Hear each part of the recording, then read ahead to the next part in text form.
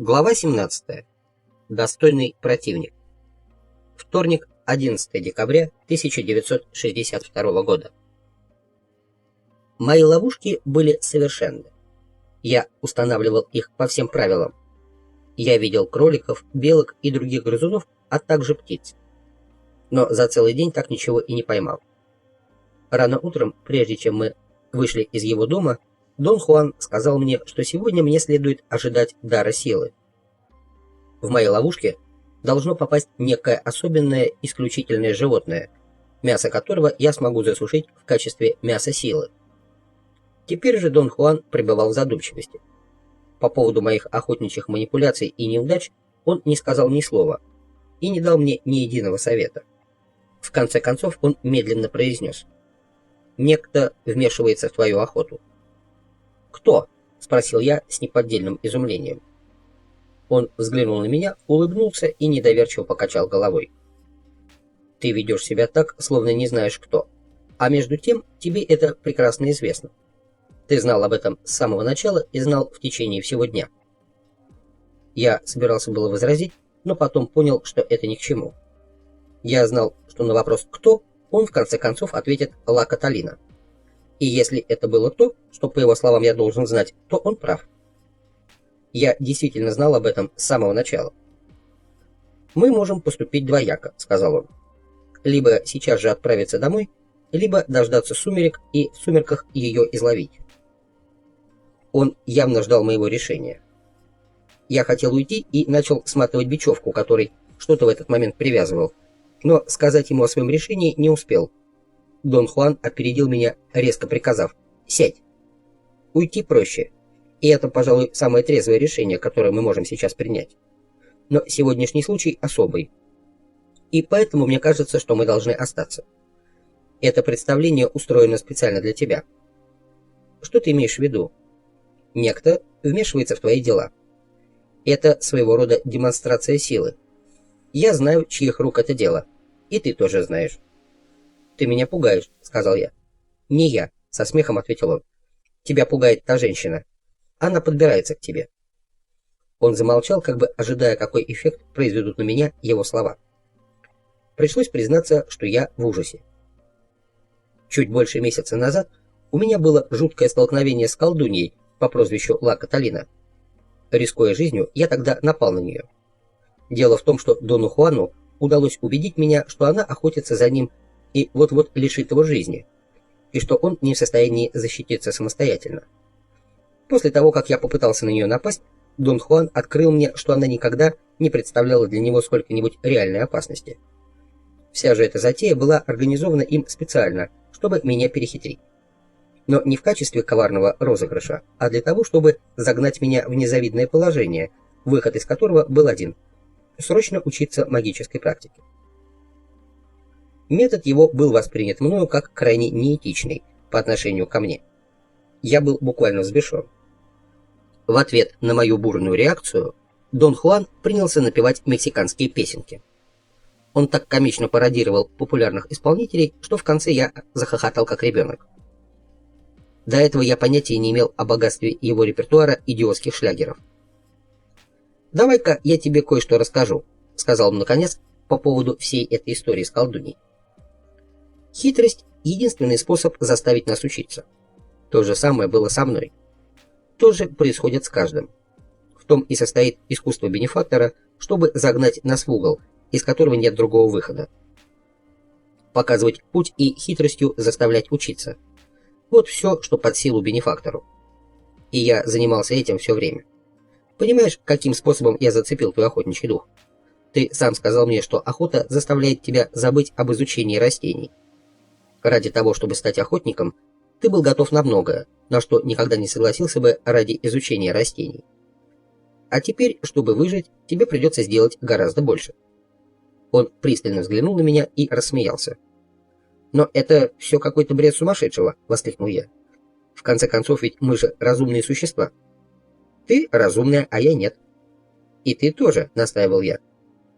«Ты чуть ли не самый разумный человек из всех, с кем мне доводилось иметь дело». «Ладно, не будем спорить. Я разумен, и что?» Я вовлек его в спор о том, пристало ли нам, двум разумным людям, вести себя столь идиотским и безумным образом, как мы поступаем в отношении этой колдовской леди. Ты разумен. Хорошо, допустим, яростно заявил он. И поэтому полагаешь, что очень много знаешь о мире. Но так ли это? Много ли ты знаешь о нем на самом деле? Ведь ты видел только действия людей. И весь твой опыт ограничен лишь тем, что люди делают по отношению к тебе и друг другу. И больше ты не знаешь ничего. Ничего о тайнах этого неизведанного мира. Он направился к машине.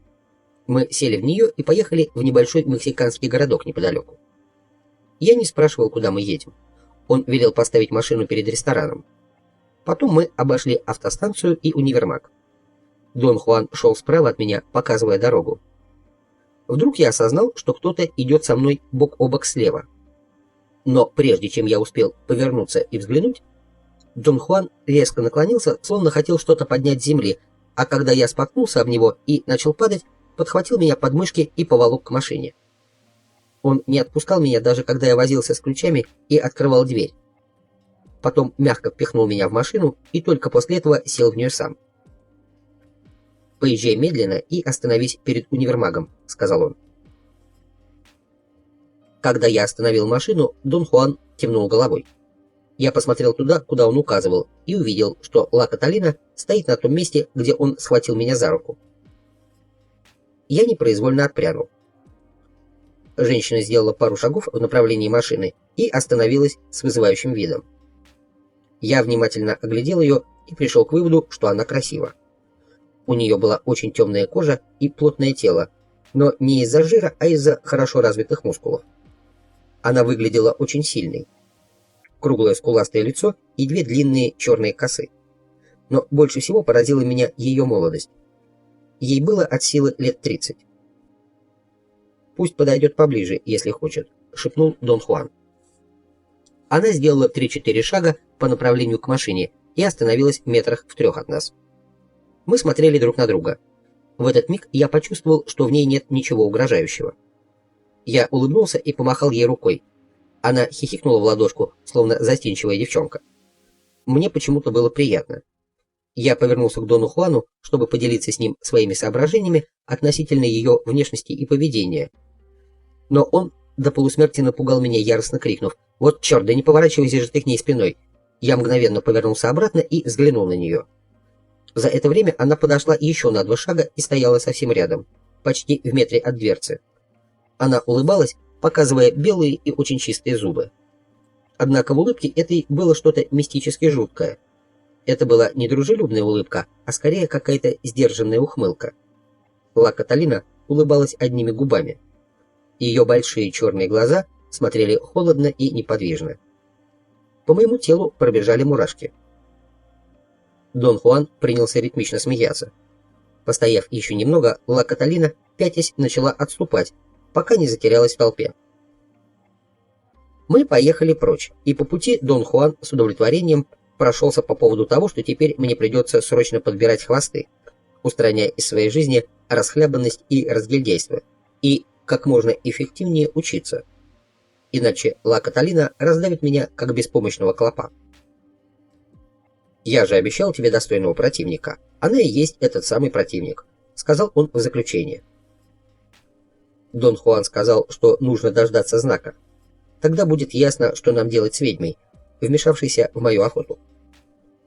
Если покажется ворона или послышится карканье, мы будем знать наверняка, что нужно ждать. «И где именно ждать», — сказал он и медленно обвел взглядом окружающий пейзаж. «Здесь мы ждать не будем», — прошептал он. Мы пошли на восток. Было уже довольно темно.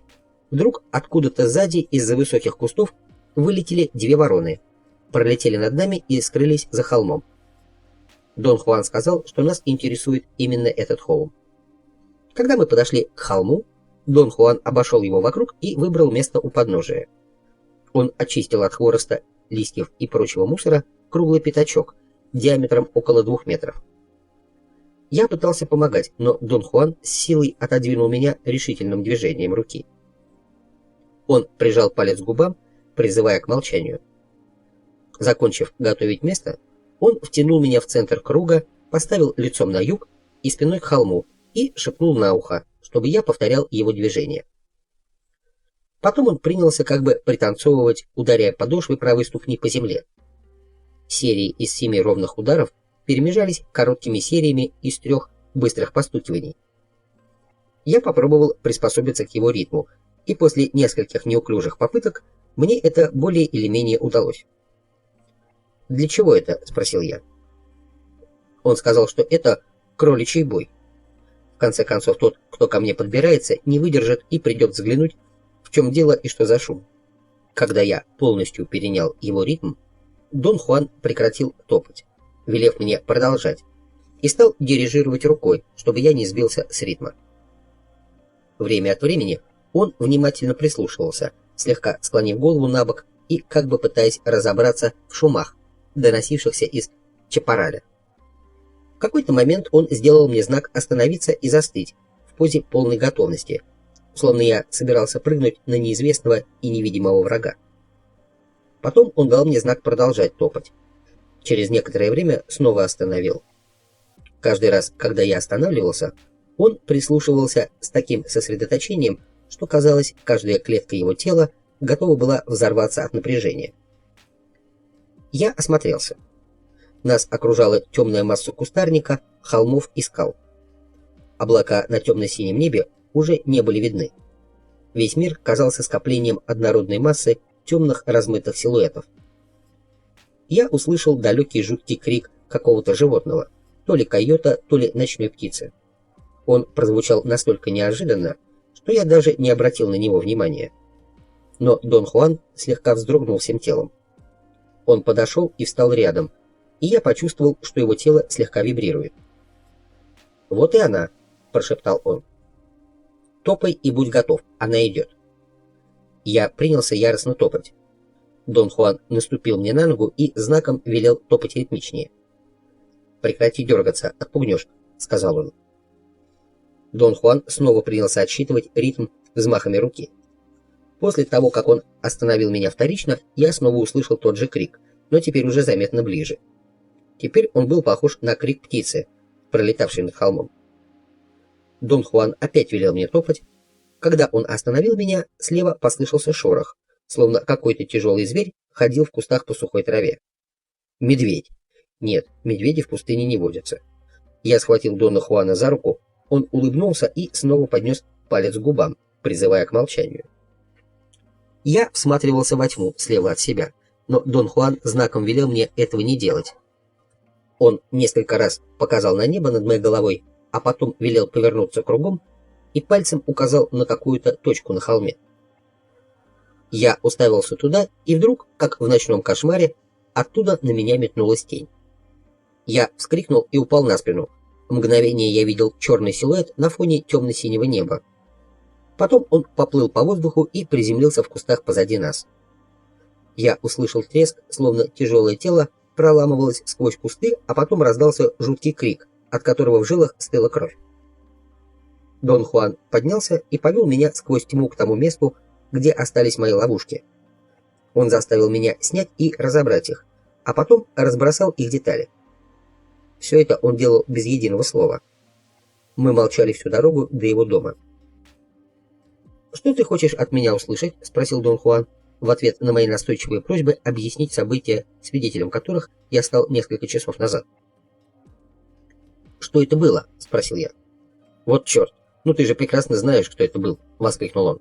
«И не надо замыливать себе глаза нейтральным вопросом, что это было. Кто это был? Вот что важно». У меня уже было некое подобие объяснения, которое в принципе вполне меня устраивало. Фигура надо мной была очень похожа на воздушного змея, которого выпустил на холме и тянул за веревочку кто-то, прятавшийся за нами в кустах. Видимо, тот в кустах в конце быстро потянул змея к себе, отсюда впечатление, что силуэт пролетел над нами и скрылся в чапарале метрах в 15-20 за нашей спиной. Дон Хуан внимательно выслушал мое объяснение, а потом долго хохотал, пока по его щекам не потекли слезы. «Слушай, хватит тебе топтаться вокруг да около. Давай ближе к сути. По-твоему, это была не она?» Мне пришлось признать, что, упав и взглянув вверх, я заметил силуэт женщины в длинной юбке, пролетевшей надо мной в замедленном прыжке. Потом что-то словно дернуло этот силуэт вперед, и он с большой скоростью рухнул в кусты. Именно такой характер движения силуэта создал у меня впечатление, что это был воздушный змей. Дон Хуан отказался дальше обсуждать происшествие. Утром следующего дня Дон Хуан ушел по каким-то своим загадочным делам, а я сел в машину и отправился в соседний поселок навестить своих знакомых индейцев Яки. Среда, 12 декабря. Как только я приехал в поселок Яки, тамошний лавочник-мексиканец сказал мне, что в выездной лавке из Сьюдад-Обергона взял на прокат проигрыватель и 2 десятка пластинок для фиесты, которую планировал устроить вечером в честь Девы Гваделупской. Он уже всем рассказал, что достал все через Хулио, продавца выездной лавки, который дважды в месяц приезжал в поселок собирать очередные взносы за дешевую одежду, которую он иногда умудрялся продавать индейцам в рассрочку. Хулио привез проигрыватель утром и подключил его к генератору, от которого питалась электросеть лавки. Он убедился в том, что все работает, потом включил максимальную громкость, напомнил лавочнику, чтобы тот не трогал никаких кнопок, и принялся раскладывать пластинки. «Я знаю, сколько царапин на каждой из них», — сказал Хулио лавочнику. «Скажи это моей дочке». «Отвечаешь ты, а не твоя дочка. Это все равно. Кроме нее к пластинкам никто не притронется».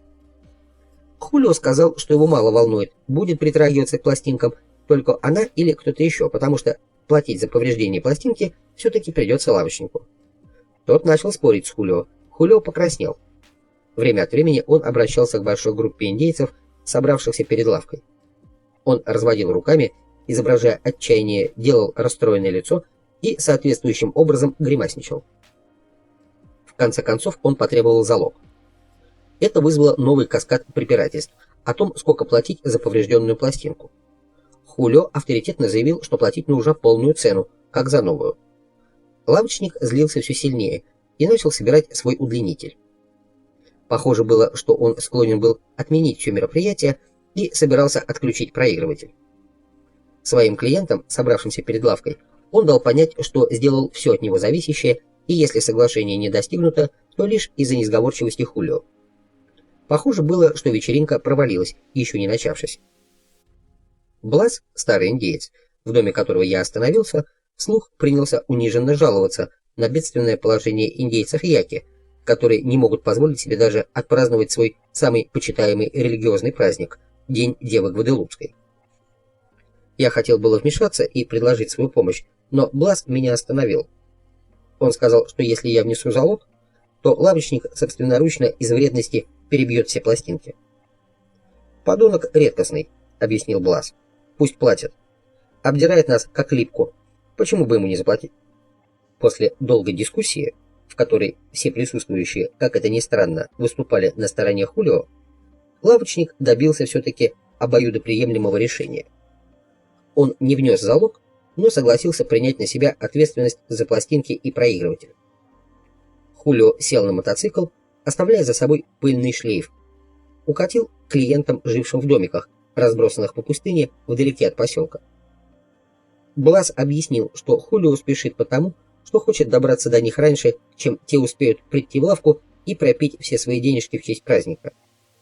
Едва он это сказал, как из-за лавки вышла группа индейцев. Блас взглянул на них и засмеялся. Смеялись и все остальные. Блас объяснил, что эти индейцы – те самые клиенты Хулио. Они ждали, спрятавшись за лавкой, пока он уедет. Вечеринка началась относительно рано. Дочь лавочника поставила пластинку и опустила иглу.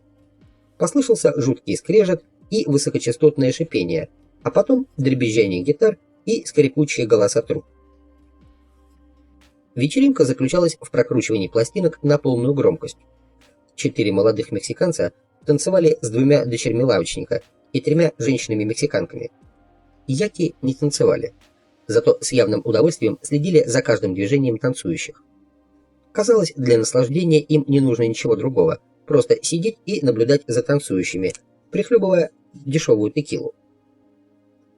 Я заказал выпивку для каждого, с кем был знаком. Чтобы не вызвать ничьих обид, я сновал между индейцами, разговаривал с ними и предлагал выпивку. Все шло хорошо, пока они не подзарядились достаточно и не обратили внимания, что сам я не пью. Тогда они все разом на меня обозлились, словно осознав, что я их не уважаю и не принадлежу к их среде. Они надулись и молча сидели, время от времени ехидно на меня поглядывая. До мексиканцев, которые напились уже примерно до такой же степени, в тот самый момент дошло, что я не только не пью, но и не танцую. Эти тоже обозлились, однако вели они себя увереннее и агрессивнее, чем индейцы. Один из парней схватил меня за рукав, подтянул к самому проигрывателю, налил полную кружку и потребовал, чтобы я выпил все залпом, доказав тем самым, что я мачо. Я попытался их утихомирить, выдавив из себя идиотский смешок, призванный означать, что все это мне нравится. Я сказал, что лучше сперва потанцую, а потом выпью.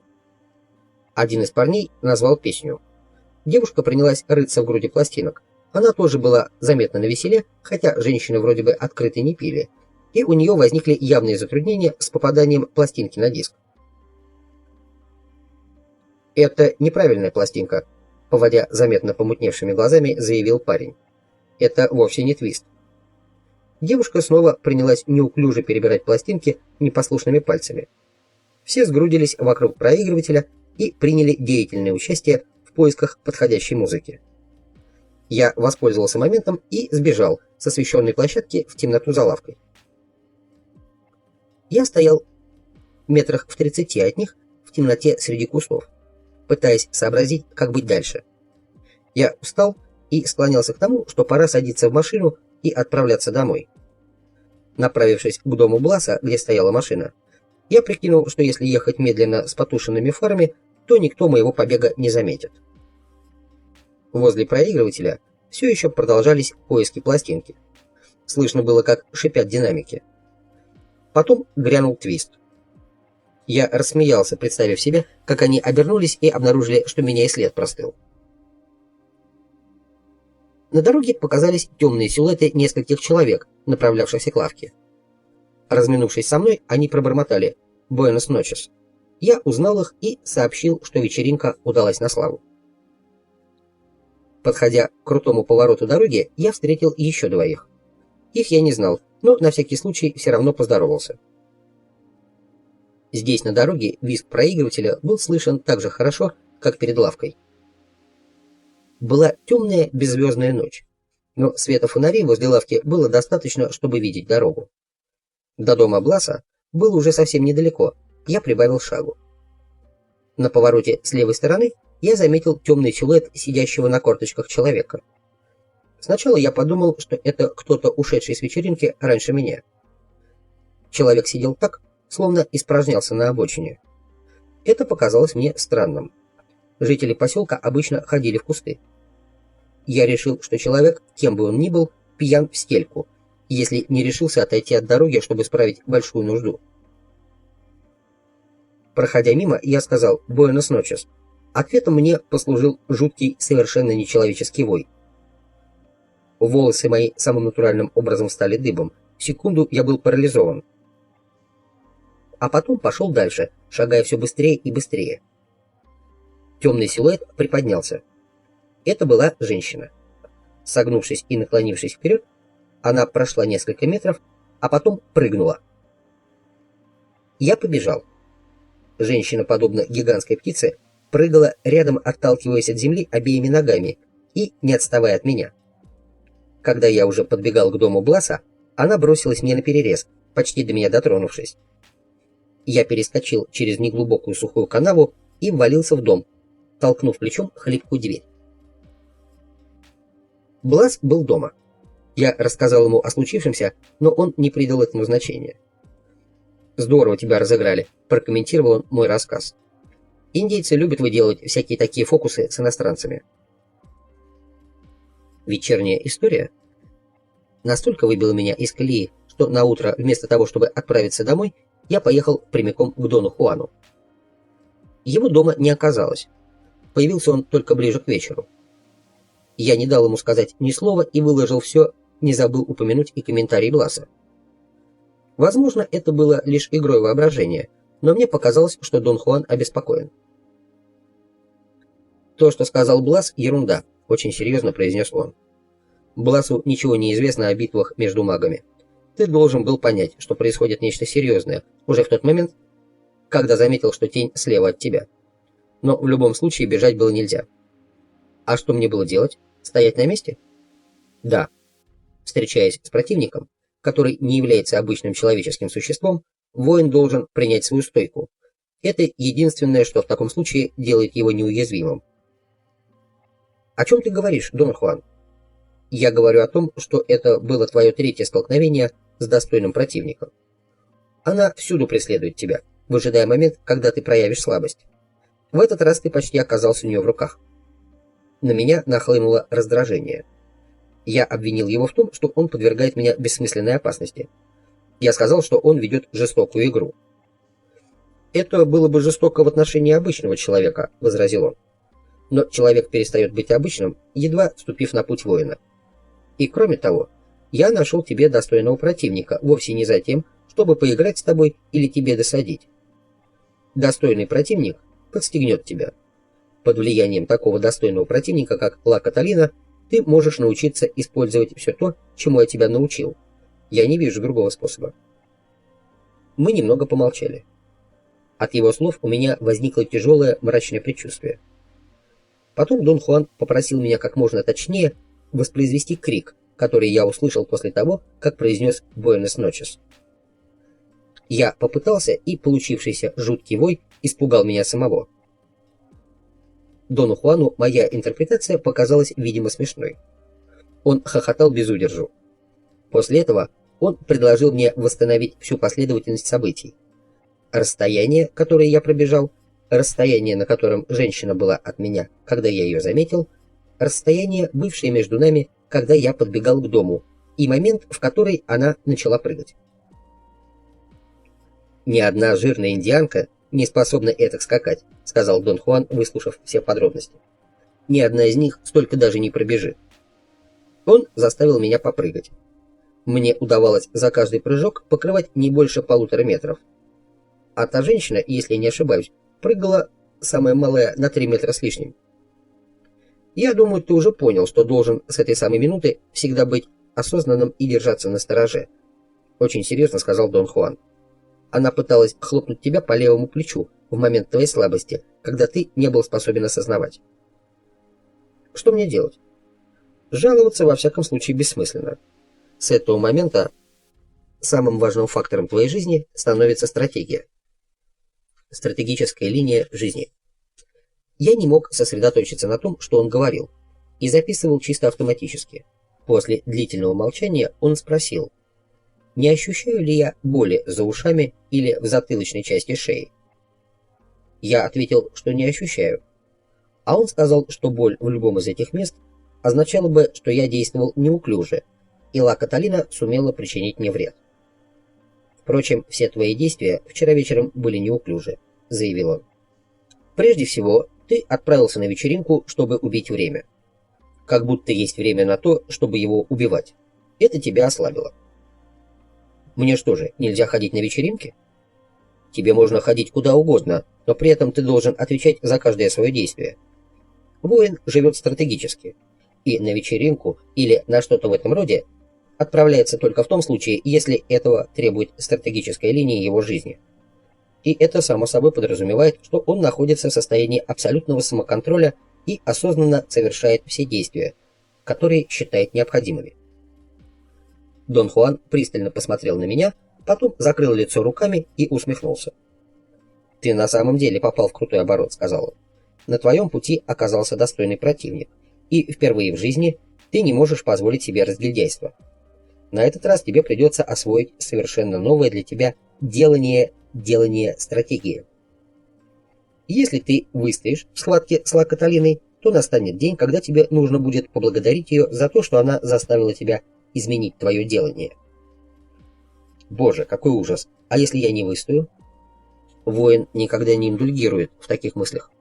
На той вечеринке, например, ты был шутом. Не потому, что задача быть шутом вытекает из твоей стратегии, но потому, что ты сам отдался во власть этих людей. Ты никогда не утруждал себя самоконтролем, поэтому в конце концов был вынужден от них убегать. Что же мне следовало делать? Не ходить туда вообще. А если и идти, то только для того, чтобы совершить какой-нибудь особенный поступок. После дурацкой ситуации с пьяными мексиканцами ты был ослаблен. И Ла Каталина не преминула этим воспользоваться. Потому она и устроилась у тебя на пути. Твое тело почувствовало, что тут что-то не то, но ты все равно с ней заговорил. И это было ужасно. Во время столкновения с противником ты не должен произносить ни слова. А потом ты повернулся к ней спиной. И это было еще хуже. Но вслед за этим ты побежал. И вот хуже этого ты уже ничего не мог придумать. Если бы на месте этой ведьмы оказался настоящий магический воин, он уложил бы тебя на месте уже в тот момент, когда ты повернулся спиной. Единственная защита мага — не двигаться с места и исполнять свой танец. «О каком танце ты говоришь?» — спросил я. Он ответил, что кроличий бой, которому он меня научил на днях, первое движение танца воина. Того самого танца, который воин оттачивает и развивает всю свою жизнь, а потом использует во время своей последней стоянки на этой земле. Тут в сознании моем что-то наконец прояснилось. И возникли кое-какие соображения. С одной стороны, я не мог не признать реальности всего, что происходило во время моей первой стычки с Ла Каталиной. И, безусловно, существовала возможность того, что она меня действительно преследует. Но с другой стороны, я не мог понять, каким образом она это делает. И потому у меня возникло подозрение, что Дон Хуан просто разыгрывает меня и сам производит многие из тех жутких эффектов, которые я наблюдал. Вдруг Дон Хуан посмотрел на небо и сообщил, что теперь самое время съездить взглянуть на ведьму. Он заверил меня, что это почти совсем не опасно, поскольку мы всего лишь просто проедем мимо ее дома. «Тебе нужно только на нее взглянуть», — объяснил он. «Тогда все сомнения так или иначе отпадут». Руки мои начали обильно потеть, и мне пришлось несколько раз вытереть их полотенцем. Мы сели в машину. Дон Хуан велел мне ехать сначала по трассе, а затем свернуть на широкую, немощенную дорогу. Я вел машину по самой ее середине, потому что тяжелые грузовики и тракторы выдавили в земле довольно глубокие колеи, и моя машина оказалась слишком низкой для того, чтобы ехать по правой или левой стороне. Мы медленно продвигались вперед, окруженные облаком пыли. Грубый гравий, которым когда-то были засыпаны выбоины, во время дождей смешался с грязью, и теперь сухие комья из камней и глины с грохотом колотили по металлическому днищу автомобиля. Когда мы подъехали к небольшому мостику, Дон Хуан велел притормозить. Возле моста сидели 4 индейцев. Они приветливо нам помахали. Я не был уверен, что знаком с ними. Мы проехали мост, и дорога слегка повернула. «Вот ее дом», — шепнул Дон Хуан, указывая глазами на белый дом за высокой изгородью.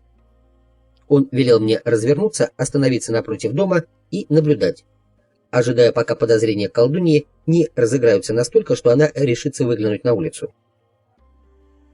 Мы простояли там, наверное, минут 10. Мне это время показалось бесконечностью. Дон Хуан не произносил ни слова. Он неподвижно сидел и смотрел на дом. «Вот она», — сказал он, и тело его неожиданно вздрогнуло. Я заметил внутри дома зловещий силуэт женщины. Еще через несколько минут она вышла из темноты комнаты и остановилась в дверях, глядя на нас. Мы некоторое время смотрели на нее, а потом Дон Хуан велел мне ехать. Я буквально потерял дар речи. Я мог поклясться, что это была та самая женщина, которая скакала за мной по темной дороге. Примерно через полчаса, когда мы уже ехали по шоссе, Дон Хуан заговорил. «Ну, что скажешь?» — спросил он. «Ты узнал ее фигуру?» Я долго колебался, прежде чем ответить. Я боялся окончательности, которая неизбежно была сопряжена с утвердительным ответом. Я тщательно сформулировал фразу и сказал, что, пожалуй, было слишком темно, чтобы судить наверняка. Он засмеялся и погладил меня по голове. Это была она, правда? Он не дал мне возможности ответить. Он приставил палец к губам, а потом прошептал, что говорить бессмысленно, и что выжить в противостоянии с Ла Каталиной я могу только воспользовавшись всем тем, чему он меня научил.